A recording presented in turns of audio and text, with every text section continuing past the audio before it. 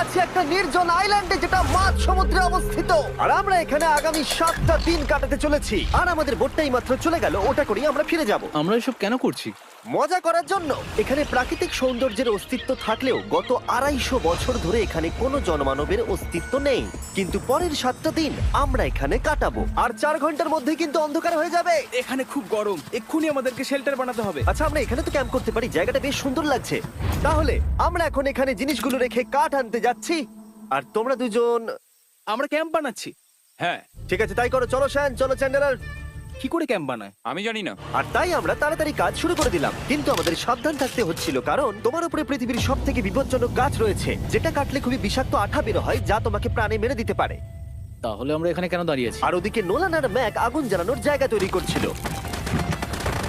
দেখো কত সুন্দর আগুন তৈরি করেছি আমরা। এখানে তো আগুন জ্বলছে না। না মানে এটাতে ভালো আগুন চালানো যাবে। আর সেন আমাদের থাকার জায়গার ফ্রেম তৈরি করছিল। তুমি নিশ্চিত এটা আমাদের উপরে ভেঙে পড়বে না? সেন যখন বলেছে তখন ভরসা করা যেতেই পারে। সেরকম কিছু না। আর যখন আমরা এই সমস্ত কাজ করছিলাম, তখন আমরা বেশ কিছু বন্য প্রাণীরও দেখা পেলাম। ভাই, একবার এই মুরগিগুলোকে দেখো। এই, ওখানেই তোমরা দাঁড়াও। কিন্তু কিছুক্ষণের মধ্যেই বুঝতে পারলাম কেন ওরা দৌড়ে পালিয়ে যাচ্ছিল। এই, তুমি এখানে কি করছো? আরে এটা কি? হ্যাঁ, ও এটা একটা ছুরি। তুমি কি এই মুরগিগুলোকে মারার প্ল্যান করছো? হ্যাঁ, আমার একটা মুরগি চাই। আমরা মুরগি মারতে পারি না। জিমি, এখানে আসার আগে তুমি ডিনারটা কি করেছিলে? বলবো না। প্রথম দিনের বাকিটা ক্যাম্প তৈরি করতে কেটে গেল, যেটা ছিল বেশ সহজ। এখন তোমাদেরকে ক্যাম্প দেখাবো। এখানে আগুন জ্বলবে আর এখানে খাবার তৈরি হবে। এদিকে এসো। আর ঠিক এইখানে আমরা ঘুমাবো, যেটার বিশেষ প্রয়োজন। তারপর আমরা নিয়ে এলাম সার্ভাইভাল ক্রেট, যাতে ছিল খাবার, জল আর সবথেকে গুরুত্বপূর্ণ একটা ফ্লেয়ার, যা বিপদে কাজে লাগতে পারে। আর সূর্য ডোবার আগেই আমরা সমস্ত কিছু তৈরি করে নিয়েছিলাম, একটা জিনিস ছাড়া। দাঁড়াও 1 মিনিট, সানস্ক্রিন দিয়ে কি আগুন জ্বলে?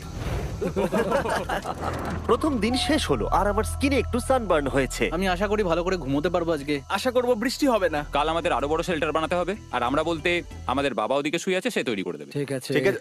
ও ও। ও জিমি, তুমি মায়ের মতো আর সেন হচ্ছে বাবা। আমি এবারে ঘুমাবো, দ্বিতীয় দিনে দেখা হচ্ছে। প্রথম রাত্রে ঘুমানোর সময় আমরা অনেক নড়াচড়া করেছিলাম। আমরা বলতে বোঝাতে চেয়েছি, মানে হলো আমি। তাই পরের দিন আমরা শেল্টারটাকে আরো ভালো করব বলে ঠিক করলাম। দ্বিতীয় দিনের কাজ খুবই সহজ। আমরা একটা বড় আর রেন প্রুফ শেল্টার তৈরি করব। আমাদের আরো কমফোর্টেবল সিট চাই, কারণ আমার পিছন ব্যথা হয়ে গেছে, আর একটা ভালো আগুন জ্বালানোর জায়গাও চাই। আমারও পিছন ব্যথা হয়ে গেছে। আমরা লম্বা শক্ত কাঠ খুঁজছিলাম, যেগুলো দিয়ে আমরা আমাদের শেল্টারটাকে ছাউনি দিতে পারবো, যাতে বৃষ্টির জল শেল্টারের ওপরে জমে না থেকে পিছন দিক দিয়ে বেরিয়ে যেতে পারে। আর যখন আমরা নতুন শেল্টারের জন্য জিনিস খুঁজতে ব্যস্ত ছিলাম, তখন ম্যাক আর নোলান আমাদের জন্য নতুন সিট খুঁজছিল। তুমি ওটা দেখতে পাচ্ছো? হ্যাঁ, ওই জিনিসটা কি? দেখে তো মনে হচ্ছে ওটাতে বসে বেশ আরাম হবে। আরে এটা তো বয়া। ও, এখানে একটা নেটও রয়েছে। এই নেটটা দিয়ে আমরা মুরগি ধরতে পারবো কিন্তু। ও অনেক ছাড় পোকা, ছাড় পোকা, ছাড় পোকা।